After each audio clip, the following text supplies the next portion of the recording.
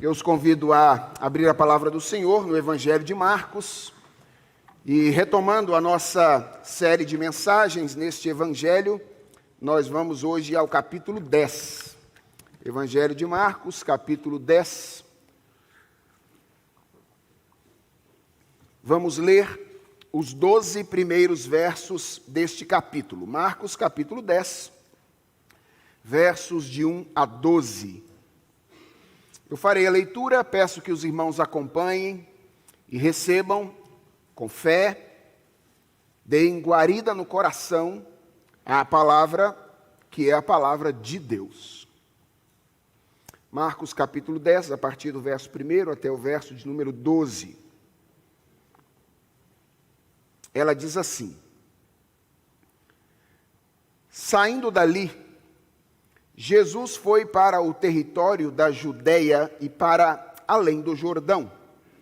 E outra vez as multidões se reuniram junto a ele, e de novo ele as ensinava como o seu costume. E aproximando-se alguns fariseus, o puseram à prova, perguntando: é lícito ao marido repudiar a sua mulher? Jesus respondeu: o que foi que Moisés ordenou a vocês? Eles disseram: Moisés permitiu escrever uma carta de divórcio e repudiar. Mas Jesus lhes disse: foi por causa da dureza do coração de vocês que Moisés deixou escrito esse mandamento. Porém, desde o princípio da criação, Deus os fez homem e mulher. Por isso, o homem deixará o seu pai e a sua mãe, e se unirá à sua mulher, tornando-se os dois uma só carne. De modo que já não são mais dois, porém uma só carne. Portanto, que ninguém separe o que Deus ajuntou.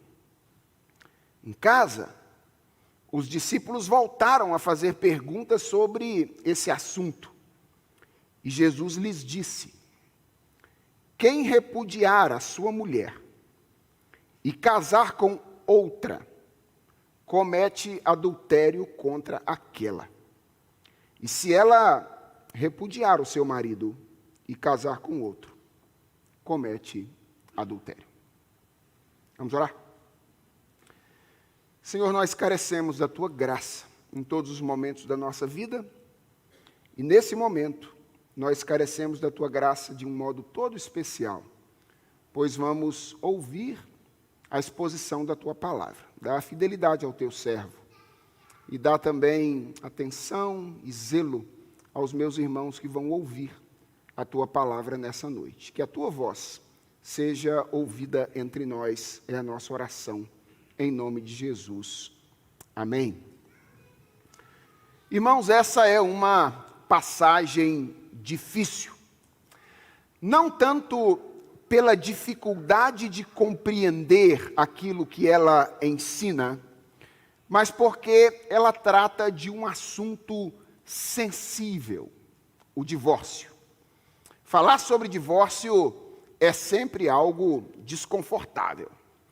Primeiro, porque muitos de nós fomos feridos por esse mal ao longo da nossa vida. E nós carregamos feridas que ainda não foram cicatrizadas. E quando nós falamos a respeito desse assunto, essas feridas são mexidas e abertas mais uma vez. E em segundo lugar, é desconfortável falar sobre divórcio porque divórcio é um assunto polêmico. Mesmo entre nós, há diferentes opiniões sobre se o divórcio é legítimo ou não, quando ele é legítimo ou não, diferentes opiniões sobre o que deve se seguir a quem toma uma decisão como essa. E por essas razões, todo pregador enfrenta a tentação de ignorar, pular um texto como esse. Uma das bênçãos de pregar em série é que a série obriga você a lidar com um texto do qual eventualmente você fugiria em outras ocasiões. Mas o fato é, irmãos, que nós não podemos abandonar textos assim. Primeiro porque textos como esse são Deus falando a respeito do assunto. E o assunto é extremamente relevante para os nossos dias. Você que tem alguns anos sabe que nas últimas décadas nós migramos de uma sociedade na qual o divórcio era considerado um crime para uma sociedade em que ele é absolutamente comum. E nos últimos anos, os cristãos, que durante um bom tempo se mantiveram contraculturais neste ponto, lamentavelmente, têm naturalizado cada vez mais o divórcio no seu meio. Por isso, é preciso falar a respeito desse assunto. E eu pretendo fazer isso, irmãos, nessa noite, da maneira como eu tenho tentado fazer em todas as ocasiões em que subo a este púlpito, como um servo do texto. Eu não quero expressar a minha opinião sobre o divórcio. Vocês não precisam da minha opinião.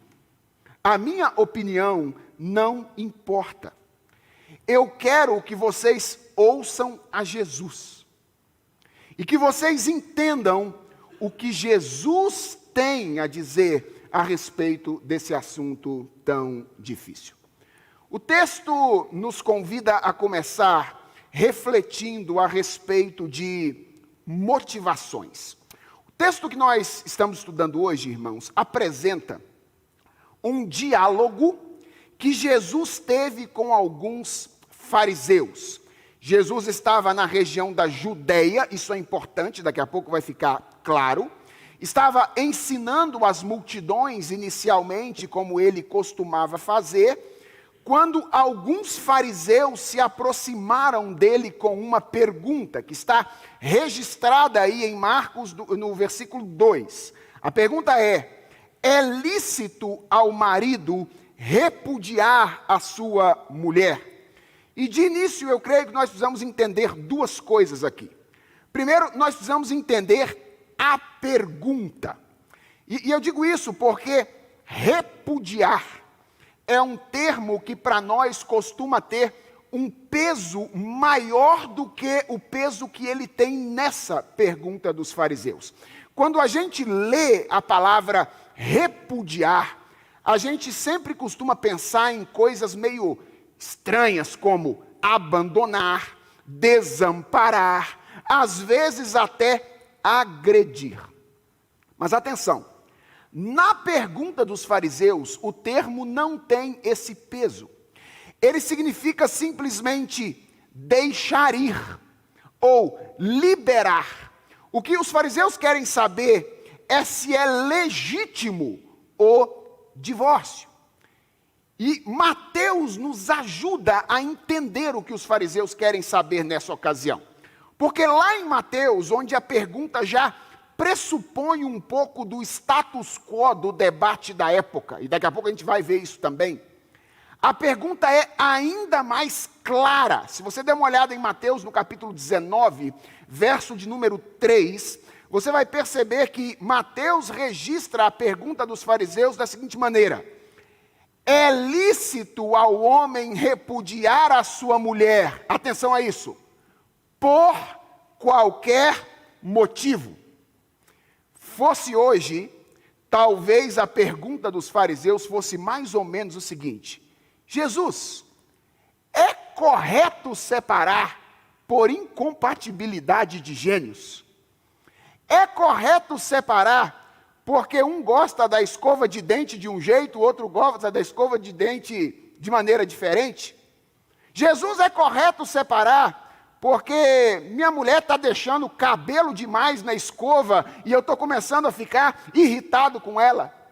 Essa é a pergunta dos fariseus. Eles têm em mente o divórcio que acontece por causas que eles chamam aqui de por qualquer motivo. Então, essa é a pergunta com a qual eles se apresentam diante de Jesus. Mas a segunda coisa que eu creio ser importantíssimo a gente entender inicialmente é com que motivação os fariseus se aproximam de Jesus nessa ocasião. E o verso de número 2 possui uma expressão que indica muito claramente qual era essa motivação. Ele diz que os fariseus se aproximaram de Jesus para colocá-lo à prova. A palavra aqui é a mesma palavra utilizada para a ação de Satanás em relação a Jesus por ocasião da tentação. Atenção, irmãos, o objetivo dos fariseus ao se aproximarem de Jesus naquele dia com essa pergunta, não era aprender com Jesus. Eles não estavam interessados nisso. Eles estavam interessados em, de alguma forma, incriminá-lo. Encontrar uma maneira para incriminar Jesus nessa ocasião. E eu acho que isso revela algo a respeito do nosso coração, para o qual nós devemos estar atentos, irmãos. Que algo é esse? É que nós somos capazes, atenção a isso que eu vou dizer agora, de procurar a fonte de informação correta pelas razões erradas. Nosso coração tem esse poder de procurar a fonte de informação correta pelas razões erradas. E eu penso que não poucas vezes isso acontece conosco quando nós estamos falando a respeito do divórcio. Seja debatendo o assunto, ou no meio de crises conjugais profundas, muitas vezes nós nos aproximamos de Jesus e nós queremos ouvir Jesus, mas não com o objetivo de submeter a Ele as nossas opiniões, não com o objetivo de submeter a Ele as nossas decisões, mas para que Jesus confirme aquilo que nós já queremos fazer. E isso é muito mais comum do que você imagina. Acontece assim, ó. Fulano está com uma crise no casamento, pensando em se divorciar.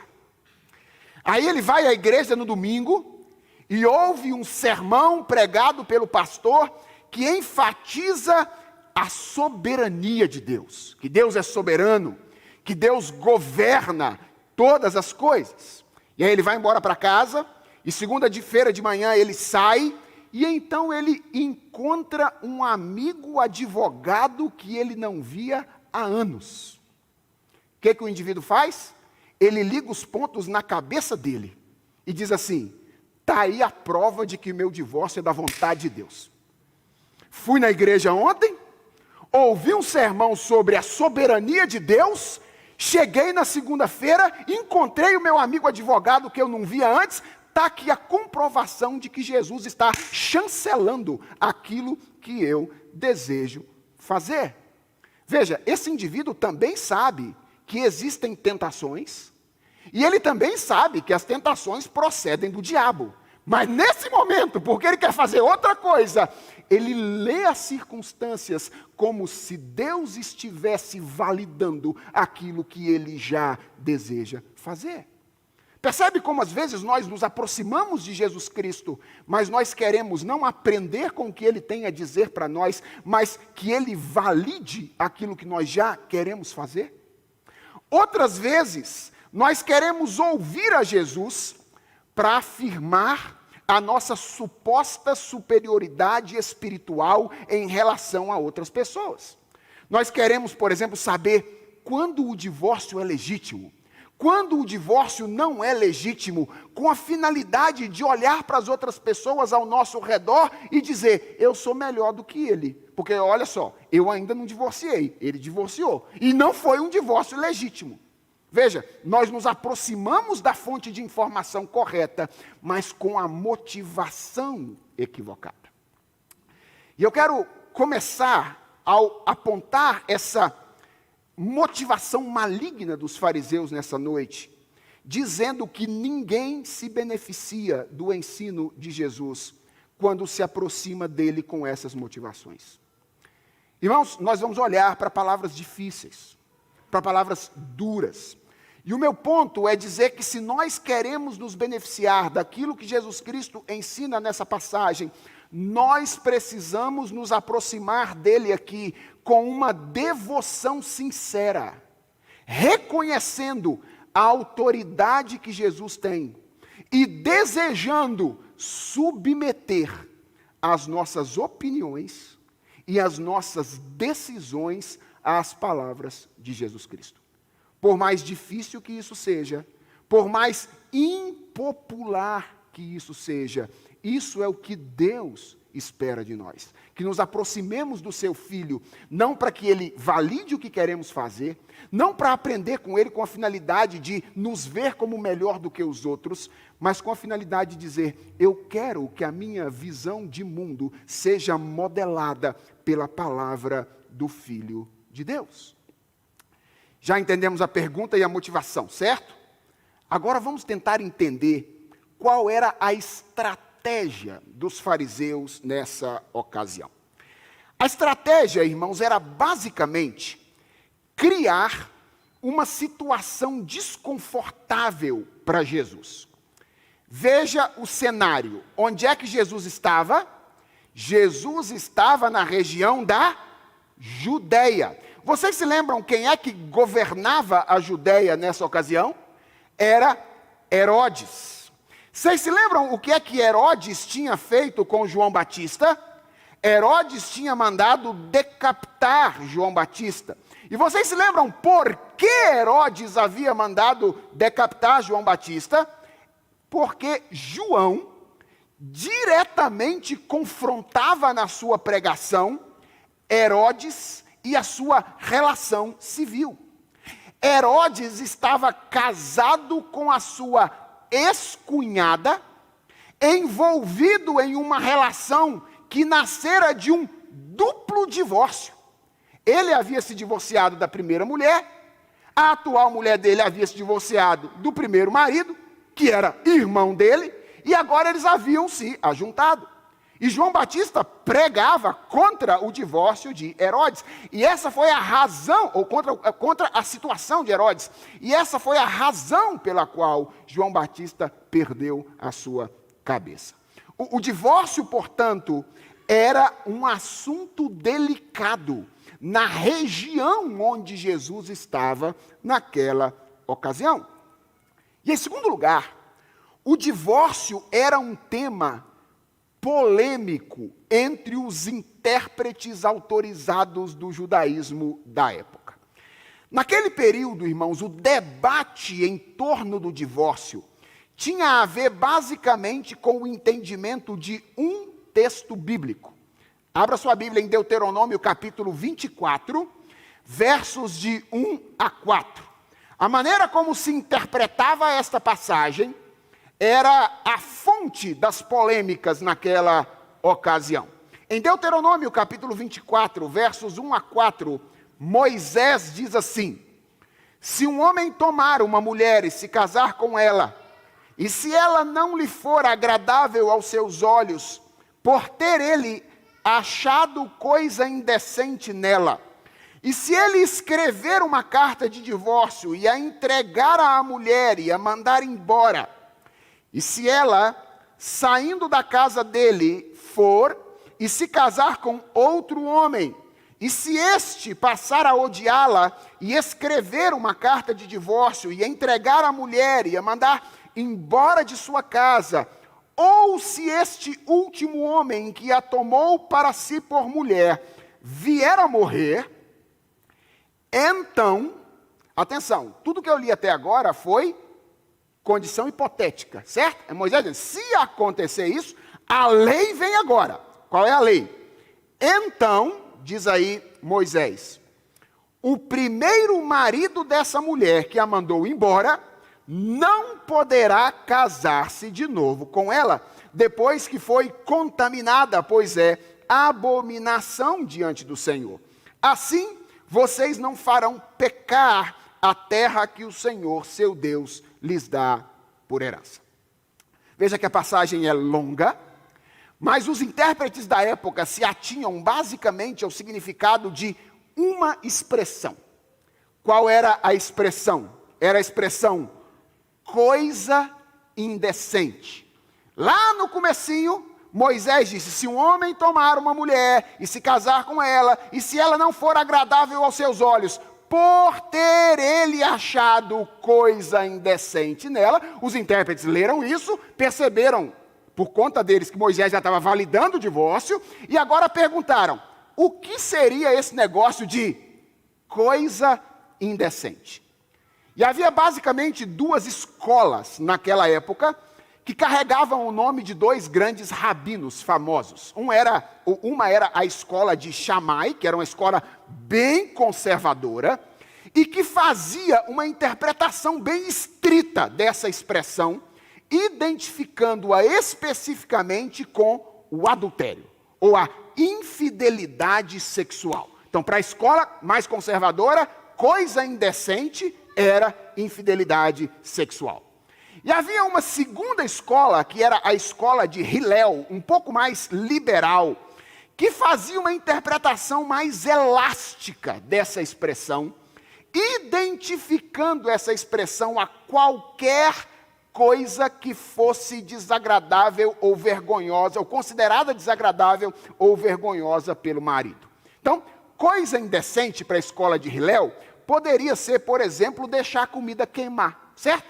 Deixar a comida queimar, se o marido considerasse isso algo indecente, poderia ser uma razão para o divórcio. Ou então, coisa indecente poderia ser falar alto e perturbar os vizinhos. Se o marido entendesse que isso era coisa indecente, então era razão suficiente para o divórcio. Veja, esses exemplos não são criados por mim, eles são dados pelo William Hendrickson em seu comentário a essa passagem. Vejam bem, com esse pano de fundo, é possível entender melhor a pergunta dos fariseus. O que os fariseus queriam saber? Se Jesus estava do lado dos conservadores ou do lado dos liberais?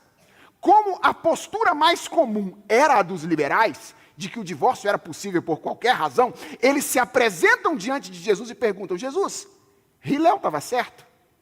É lícito dar carta de divórcio em virtude de qualquer razão? E o objetivo deles, obviamente, era deixar Jesus em maus lençóis. Porque se Jesus endossasse a interpretação mais conservadora, o que aconteceria com ele? Primeiro, ele se indisporia com a maioria dos intérpretes que endossavam a interpretação mais liberal. Em segundo lugar, ele se indisporia com boa parte do povo, porque o povo também lia o divórcio daquela maneira mais liberal. Aliás, irmãos, parece que os próprios discípulos adotavam essa interpretação mais liberal. Por que eu sei disso?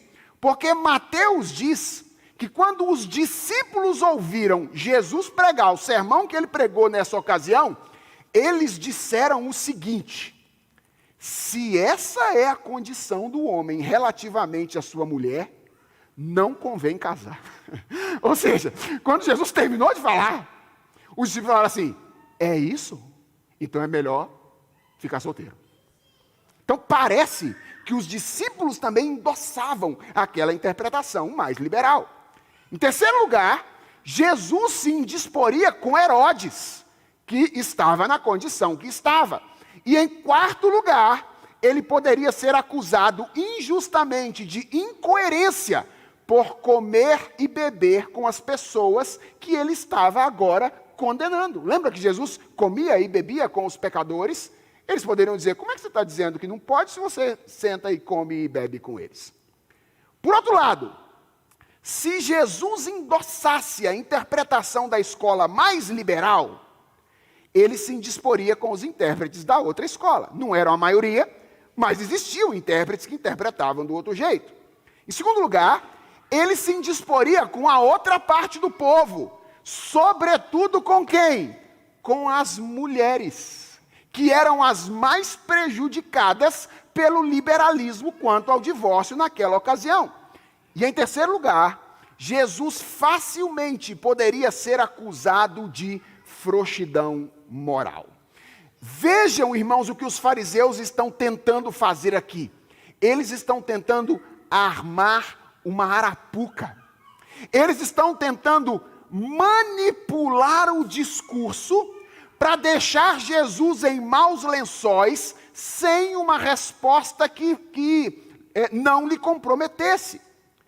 E perceber isso é extremamente importante, porque esse é o tipo de estratégia que ainda hoje a carne, Satanás e o mundo usam em relação a nós.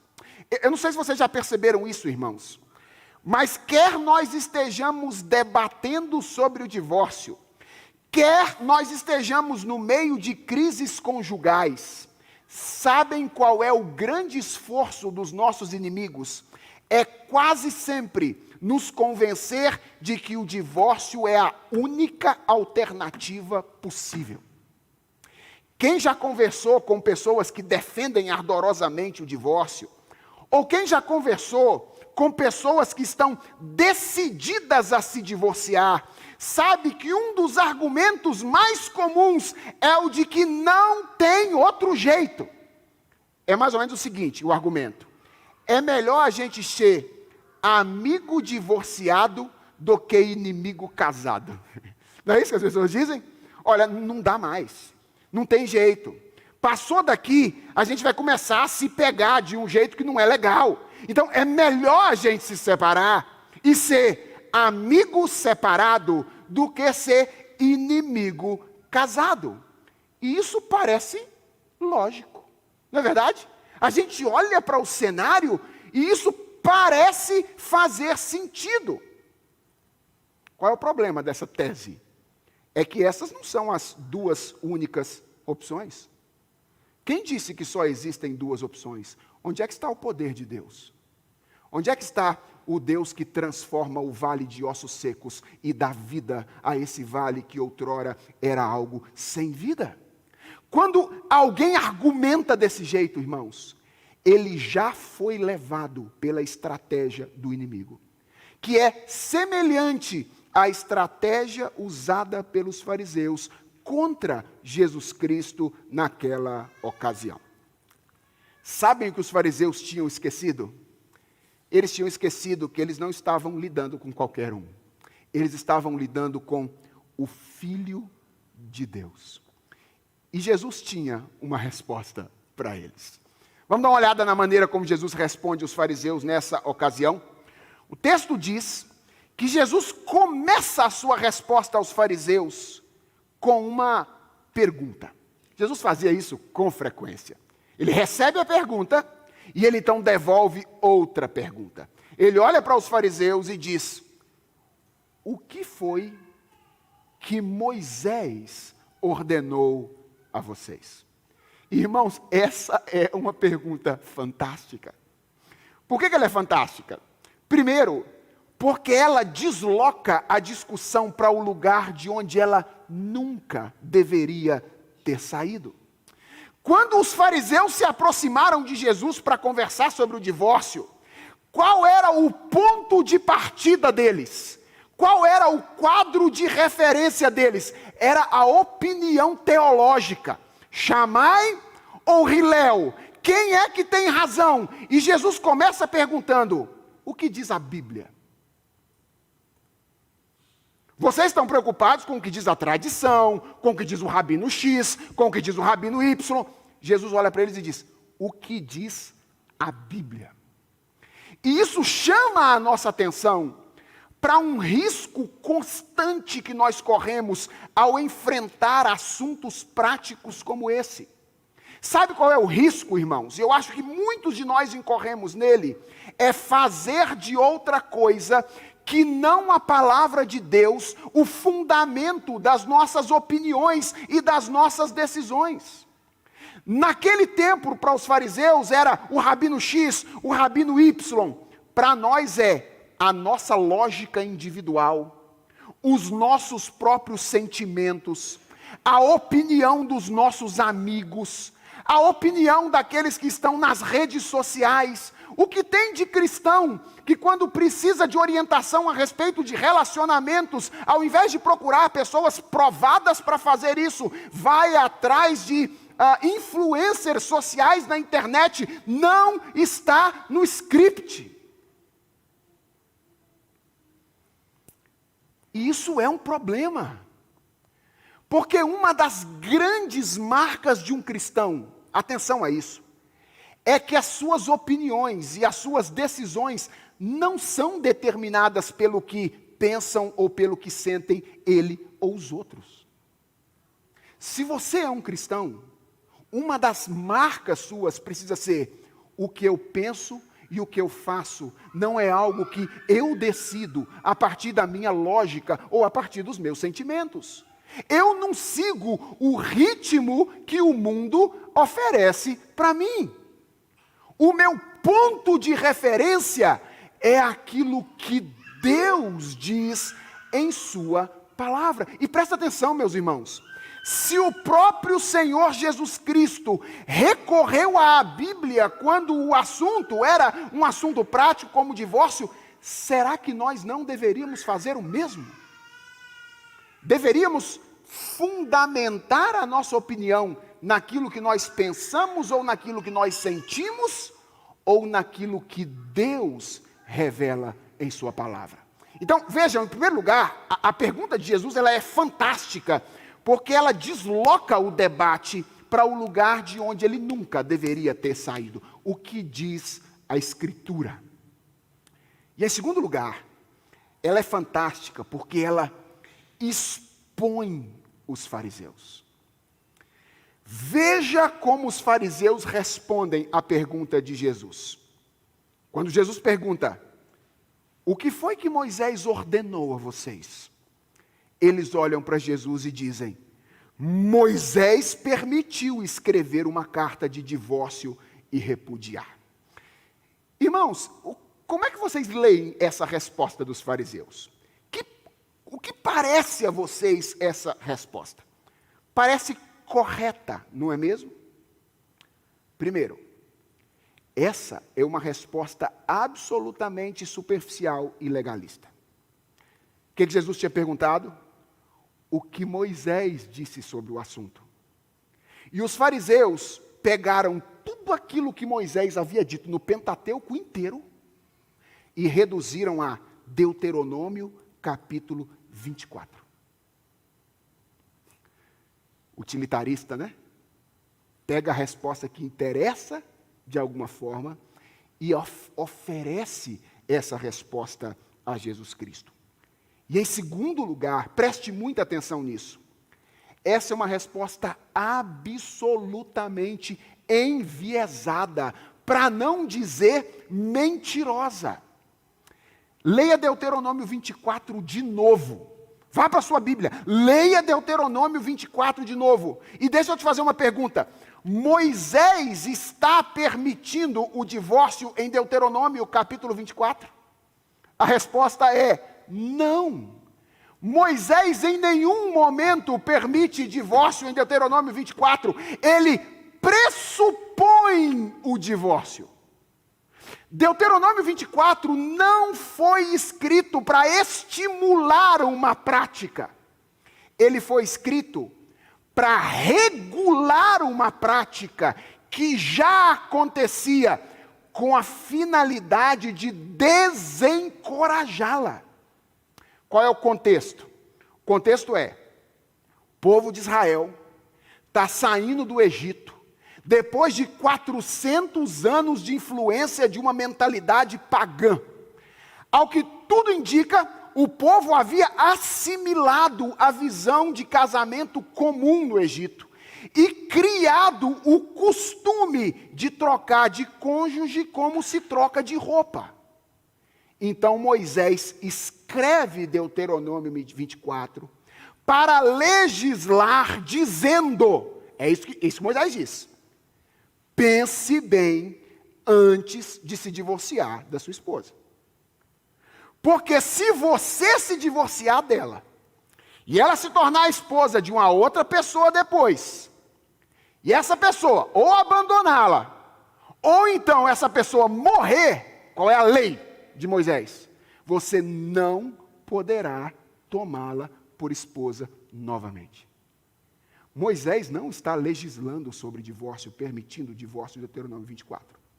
Ele está pressupondo uma prática que o povo de Deus havia assimilado, possivelmente da mentalidade egípcia, e está tentando, através da legislação, desencorajar uma prática que, de alguma forma, estava se tornando comum. E aqui, irmãos, eu creio que nós chegamos ao coração do problema que é percebido e é atacado por Jesus nesse diálogo com os fariseus. É que, de maneira geral, esse é o ponto, a mentalidade da época, incluindo a mentalidade religiosa, havia naturalizado a prática do divórcio. As duas escolas, elas se diferenciavam quanto ao quando é possível, mas elas tinham algo em comum. Tanto os conservadores quanto os liberais, eles liam Moisés errado, como se ele estivesse encorajando o divórcio e não desencorajando-o, como de fato ele estava fazendo. Eles estavam se aproximando da revelação, não para aprender com a revelação. Eles estavam se aproximando da revelação para fazer a revelação falar aquilo que eles queriam que a revelação falasse. E então Jesus acrescenta: foi por causa da dureza do coração de vocês que Moisés deixou escrito esse mandamento. Eu acho isso interessante. O que Jesus diz aos fariseus é o seguinte: vocês pegam um texto em que Moisés está lidando com o pecado de vocês. Vocês querem voltar para um lugar para vocês falarem sobre divórcio e casamento? Querem voltar? Então não é para Deuteronômio 24 que vocês têm que voltar. Jesus diz. Vocês têm que voltar para Gênesis 1 e 2. Porque é ali que você tem o cenário perfeito. É ali que você tem o cenário ideal. E então Jesus diz: foi por causa da dureza do coração de vocês, do pecado, que Moisés deixou escrito esse mandamento. Porém, desde o princípio da criação, Deus os fez homem e mulher. Por isso o homem deixará o seu pai e a sua mãe e se unirá à sua mulher, tornando-se os dois uma só carne, de modo que já não são mais dois, porém uma só carne. E ele termina dizendo: portanto, que ninguém separe o que Deus ajuntou. Eu não sei se você percebeu, mas Jesus não responde à questão que os fariseus tinham levantado. Perceberam isso, né? Mateus vai dizer, nós ficamos sabendo disso através de Mateus, que ele vai responder aos discípulos posteriormente, quando eles estão sozinhos. Mas aos fariseus, diante da multidão, o que Jesus faz? Ele reafirma o ensino bíblico sobre o casamento. Irmãos, o que está acontecendo aqui é o seguinte: os fariseus querem falar sobre divórcio. Quando pode? Quando não pode? Jesus quer falar sobre casamento. E eu penso que aqui há uma lição extremamente preciosa para nós, que a gente precisa aprender, nós que somos discípulos de Jesus. É que, como regra geral, irmãos, atenção a isso, o divórcio não é uma possibilidade com a qual nós devemos trabalhar. Os fariseus querem falar de divórcio. Jesus diz: não, a gente não fala sobre esse assunto. A gente fala sobre casamento. Falo isso com Lenice lá de vez em quando, lá em casa. Quando a gente tem lá algum tipo de entreveiro, e de vez em quando tem, às vezes eu olho para ela e digo assim: ô, minha filha, é o seguinte, em 11 de junho de 2005, você resolveu assumir um compromisso comigo, né? O problema é seu. Agora, eu olho para ela e digo assim: agora, nós sabemos que nós precisamos resolver isso que está acontecendo. E a gente sabe que uma solução que é possível para muita gente, não é possível para nós. Então, vamos dar um jeito de fazer esse negócio ficar mais fácil? Esse é o ponto. O que Jesus está ensinando para nós aqui é que, como regra geral, o divórcio não é uma possibilidade com a qual os discípulos de Jesus Cristo devem trabalhar, porque por criação, e mais uma vez, isso é importante, por criação, o casamento é um vínculo indissolúvel. Irmãos, prestem atenção no que Jesus faz aqui. Ele recorre à criação para fundamentar a sua visão a respeito do que é o casamento. Sabe o que isso significa? É que para Jesus, o casamento não é uma invenção humana que pode ser modelada, modificada de acordo com os nossos interesses e preferências individuais ou culturais. O casamento, segundo Jesus Cristo, é uma criação de Deus que possui uma estrutura imutável que não pode ser modificada. Eu não estou falando que o casamento deveria ser. Eu estou falando que ele é. E que estrutura é essa? Jesus deixa muito claro aqui nessa passagem, que em primeiro lugar, o casamento é um vínculo ou uma relação heterossexual. Jesus criou, ou Deus criou, homem e mulher. Em segundo lugar, Jesus deixa muito claro aqui que o casamento é uma relação monogâmica. Deus não criou um homem e duas mulheres, 3 homens e uma mulher. Não. Deus criou um homem e uma mulher. E em terceiro lugar, Jesus deixa muito claro aqui que, além de heterossexual e monogâmica, o casamento é uma instituição indissolúvel. Ou seja, quando 2 pessoas se unem em casamento, eles se transformam em uma só carne. E o que eu quero que você perceba é que, com essa resposta, Jesus toma as rédeas da conversa nas suas mãos, como que dizendo: vocês querem falar sobre divórcio? Na verdade, vocês precisam compreender melhor a natureza do casamento. Reflitam sobre a natureza do casamento. Façam isso à luz da Bíblia. E vocês vão descobrir, é isso que Jesus está dizendo aos fariseus, que há muito mais razões para permanecer casado do que razões para se divorciar. E o texto diz que a conversa de Jesus com os fariseus termina assim. E eu acho que isso é absolutamente curioso, porque os fariseus começam a conversa tentando pautar o debate e fazer Jesus falar o que eles queriam que Jesus falasse. Não é isso? E como é que termina a conversa? Com Jesus falando o que ele queria falar e que ele achava que os fariseus deveriam ouvir. Não tenta pegar Jesus na curva, não, porque ele é o Filho de Deus. Você pode querer fazer ele falar o que você quer que ele fale, mas no final, ele vai falar e você vai ter que ouvir. Ele vai falar e você vai ter que ouvir.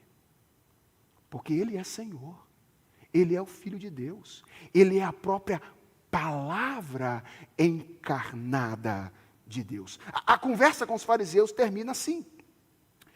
E o texto diz que quando a multidão se dispersa, Jesus volta para casa e os discípulos então retomam o assunto com ele, é o que diz aí o verso de número 10. E a gente não sabe exatamente o que é que os discípulos perguntaram para Jesus. Mas pelo contexto, parece ter sido algo com respeito à condição futura daquele que se divorciou. Porque, afinal de contas, isso é algo que causa angústia nesse debate, não é mesmo? A gente sempre fica se perguntando, se eu tomo essa decisão, o que acontece comigo depois? Talvez os discípulos tenham perguntado algo nessa direção para Jesus. E, irmãos, eu quero, com toda a solenidade que esse momento exige, dizer que a resposta de Jesus é absolutamente radical. Sem meias palavras, Jesus diz: quem repudiar a sua mulher e casar com outra, comete adultério contra aquela. E se ela repudiar o seu marido e casar com outro, comete adultério também. Radical. Jesus é muito radical nas suas palavras. Mas essas palavras de Jesus nada mais são, eu quero que você entenda isso, do que a implicação lógica do que ele tinha acabado de dizer. O que Jesus tinha acabado de dizer? Que Deus criou o casamento como um vínculo indissolúvel. O que isso significa? Que ele não se desfaz por motivos quaisquer. Por motivos muitas vezes banais, quando nós o desfazemos. Horizontalmente, diante do Estado, para efeitos civis, ele pode até se desfazer. Mas o que Jesus está dizendo é que verticalmente, diante de Deus, casamento não se desfaz. Diante de Deus, um casal que se separa por razões quaisquer, incompatibilidade de gênios. Olhei, acordei de manhã e falei, não quero mais viver do lado dessa mulher aqui não. Esse homem tem chulé demais, não aguento mais esse homem aqui. Mau hálito aqui está terrível, vou separar. Um casal que separa por razões como essas, diz Jesus Cristo, permanecem casados. Eles não têm legitimidade para romper esse vínculo. E que nome se dá a um relacionamento entre duas partes em que uma delas é casada? Qual é o nome que se dá? O nome que se dá é adultério. Irmãos, eu sei que isso é chocante para a nossa geração. Isso é chocante. Como eu imagino, deve ter sido chocante para os discípulos quando eles ouviram isso. Mas foi a resposta de Jesus, que deixa claro para nós que o divórcio é uma decisão que coloca aqueles que estão envolvidos nele em uma situação muito delicada, no que diz respeito à relação deles com Deus e no que diz respeito à relação deles com os outros. E eu sei que você está olhando para mim assim e perguntando, mas pastor, não existe nenhuma situação em que o divórcio seja aceitável ou possível? Não existe nenhuma. E é claro, irmãos, que nós precisamos nos esforçar para ler a Bíblia na sua integralidade, certo? Então, o relato que Mateus faz desta passagem coloca nos lábios de Jesus uma exceção.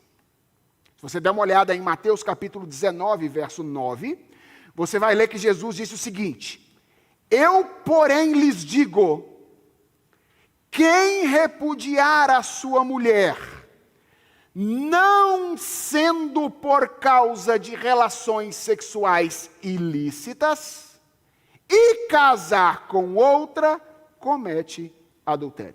Essas mesmas palavras de Jesus vão aparecer no Sermão do Monte, em Mateus capítulo 5, verso de número 32. E o que elas indicam? Elas indicam que, quando uma das partes do casamento é infiel, então a outra parte recebe o direito de legitimamente dar fim ao casamento por meio do divórcio. Aí está uma exceção que Jesus Cristo proferiu. Atenção, não significa que precisa ser assim. Nem significa que deve ser assim. No Evangelho existe espaço para perdão. E sempre que é possível, o perdão é o caminho mais adequado a se percorrer. Mas o meu ponto é, Jesus reconhece que nem sempre é possível. E, portanto, neste caso, exclusivamente neste caso, segundo Jesus, a parte que foi infidelizada tem o direito de dar fim ao casamento por meio do divórcio. E em segundo lugar, Paulo, tratando desse assunto em 1 Coríntios, no capítulo 7, verso 15, um texto difícil, cheio de nuances particulares, que se eu fosse entrar nele agora, que nós tínhamos que pregar mais uns 3 sermões e vocês iam me matar. apresenta uma outra exceção, que historicamente tem sido chamada de deserção obstinada. O que é a deserção obstinada? É quando uma das partes abandona obstinadamente o vínculo conjugal.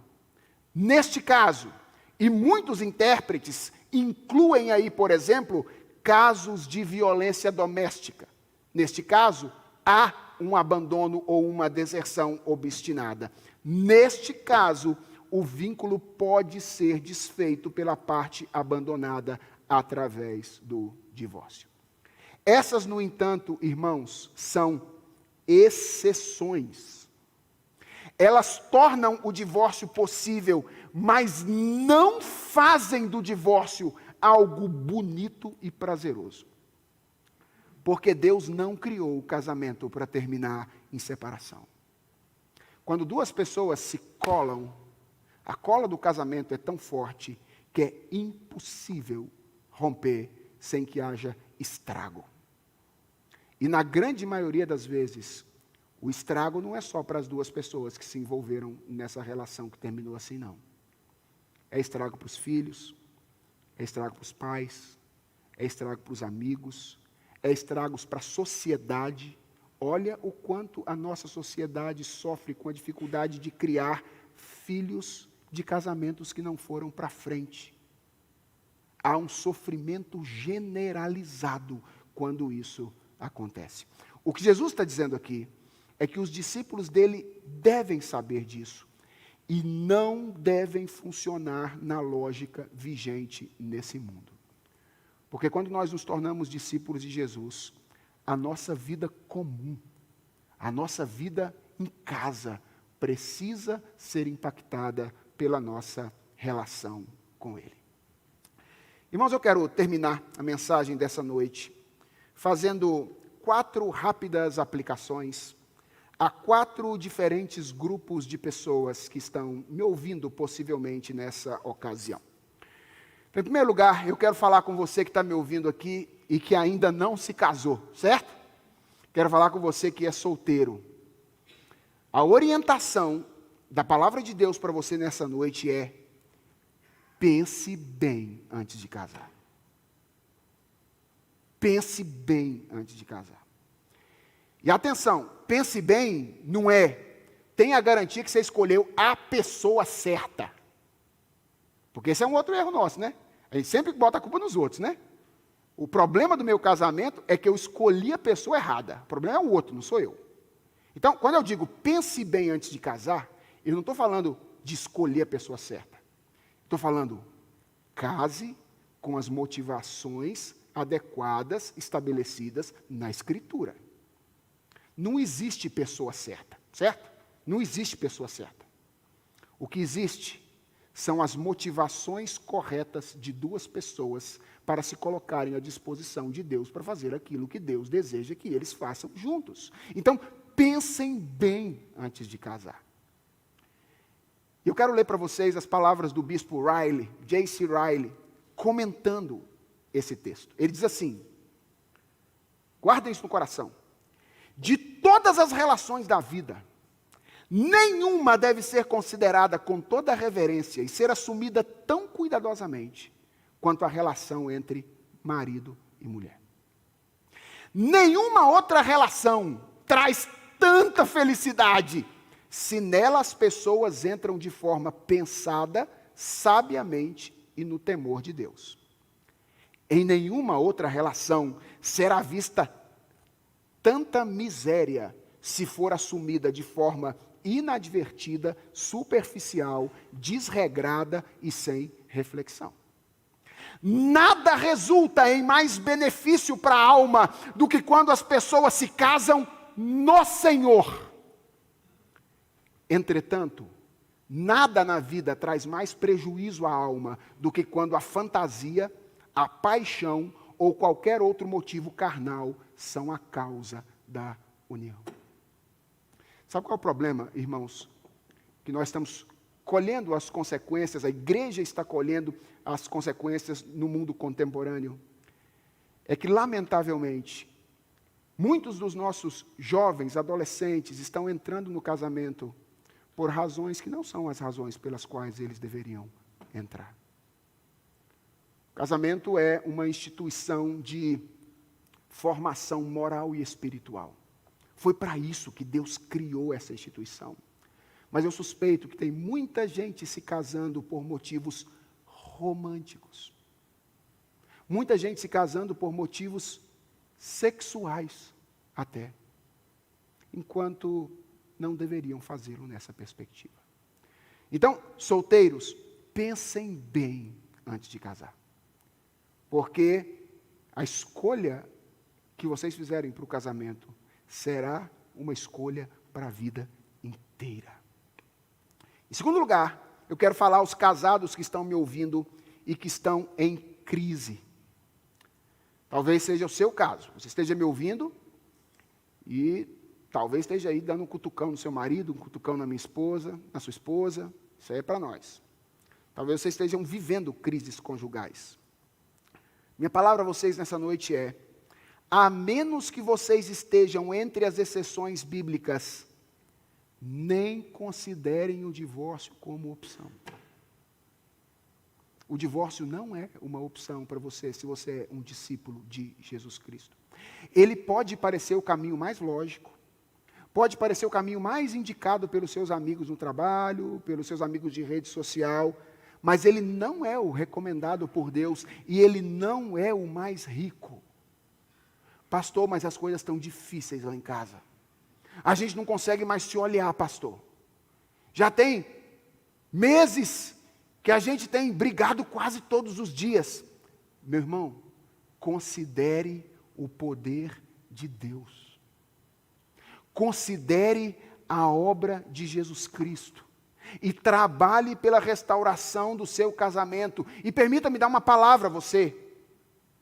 Você tem pastores, você tem presbíteros, você tem outras pessoas mais experimentadas nessa comunidade que podem ajudar você a caminhar pela graça de Deus com mais sabedoria. Eu estou dizendo isso, irmãos, porque houve um tempo, eu me lembro do meu pai exercendo o ministério pastoral dele, em que casais iam ao gabinete pastoral para dizer: pastor, nós precisamos de ajuda, nós começamos a brigar muito. Hoje, quando os casais chegam no gabinete pastoral, eles vêm para dizer assim: ó, pastor, nós viemos comunicar que nós estamos para assinar o nosso divórcio.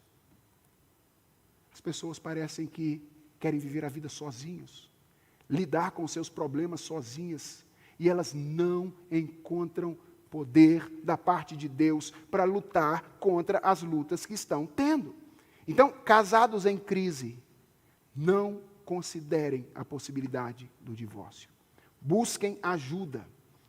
Busquem na igreja da parte de Deus para que vocês sejam restaurados na vida conjugal de vocês. Terceiro lugar, eu quero falar para você que é casado e que não tem nenhuma crise no casamento. Eu sei que isso não é possível, mas eu quero falar para você que é casado, mas que não está numa crise incomum. Tome cuidado com o orgulho e com a tentação de considerar aqueles que foram ou estão sendo assaltados pelo divórcio como pessoas piores do que vocês. Tomem cuidado. A Bíblia diz: aquele que pensa que está de pé, cuide para que não caia. Irmãos, todos nós carregamos o potencial para destruir um casamento. Todos nós.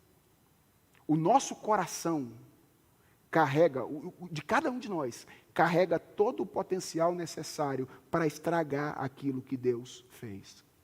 Se nosso casamento está de pé, não é pelos nossos méritos, é pela graça de Deus.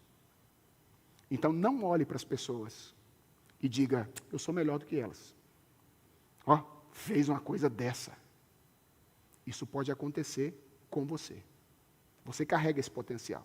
Só não acontece porque a graça de Deus te preserva. E finalmente, eu quero falar para você que está me ouvindo e que já está divorciado.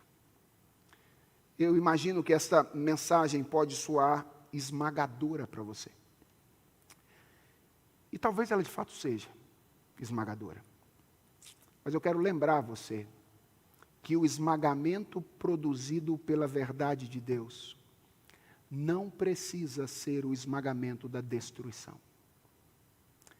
Pode ser o esmagamento da redenção. Às vezes, Deus nos esmaga, mostrando para nós a nossa miséria, para que nós corramos na direção do único lugar onde nós podemos encontrar perdão e poder para fazer o que deve ser feito.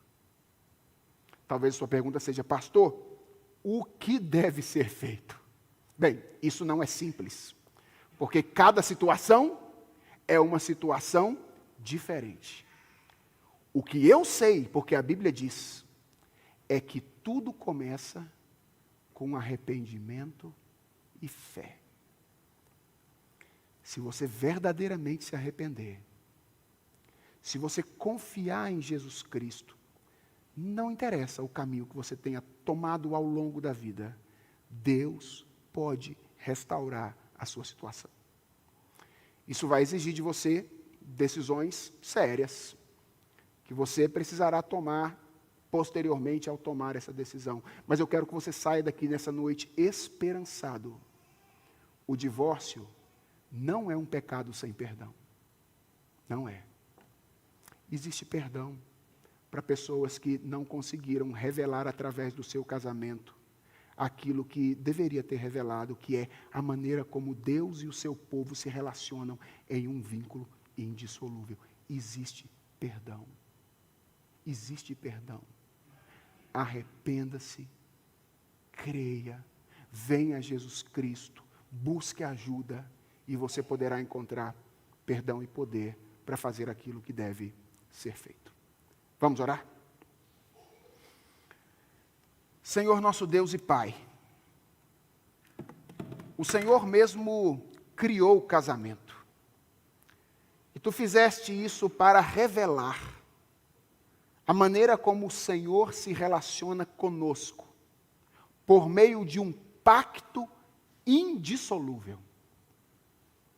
O Senhor teria muitas razões para abandonar a gente, mas porque o Senhor deu a sua palavra, quando o Senhor entrou em aliança conosco, o Senhor tem mantido essa relação ao longo dos anos. Tu tens sido fiel para conosco. E nós queremos te pedir nessa noite, que Tu nos ajudes a sermos fiéis nesta relação que o Senhor criou. Senhor, nós queremos reconhecer diante de Ti, que nós somos miseráveis, e nós temos em nós a capacidade para estragar tudo. Nós temos a capacidade de fazer algo bonito virar algo extremamente feio. Mas nós queremos nos aproximar de Ti nessa noite, para dizer que nós precisamos do Senhor, nós carecemos de Ti, e queremos pedir ao Senhor que Tu moldes a nossa opinião e as nossas decisões através da Tua palavra. Senhor, abençoa os solteiros que estão aqui. Prepara o casamento deles. Livra-os de ver casamento como o mundo vê. Livra-os de achar que essa relação é uma relação na qual nós nos satisfazemos emocionalmente, sensorialmente apenas. Livra-os de imaginar que essa é uma relação econômica, em que a gente constrói um império econômico. Ajude-os a ver o casamento como o pacto de amadurecimento espiritual que nós fazemos com alguém diante do Senhor. Livra os nossos jovens e os nossos adolescentes de uma visão superficial e pecaminosa do casamento. Senhor, de maneira muito especial, nós oramos pelos casais em crise. Casais que estão brigando, brigados, que não conseguem conversar, que não olham mais uns para os outros, que não desfrutam mais de intimidade sexual no casamento. Tem misericórdia desses casais. Que essa noite seja noite de transformação. Ajude esses irmãos, ó Deus, que estão considerando a possibilidade de divórcio, a voltar atrás e a reconhecer que esse não é o melhor caminho. Senhor, abençoa os casais que pela tua graça têm vivido bem. Obrigado, Senhor, porque tu tens sido misericordioso para com muitos casais da nossa igreja. Nós te pedimos, ó Deus, dá-nos a graça de reconhecer que tudo vem de ti e fazermos a nossa parte no cultivo da nossa vida conjugal. Que façamos aquilo que é necessário para que esta relação pactual seja também uma relação prazerosa, alegre, feliz, como ela deve ser. E, ó Deus, tem misericórdia daqueles meus irmãos que me ouviram nessa noite e que foram de maneira dura feridos pelo divórcio ao longo da vida.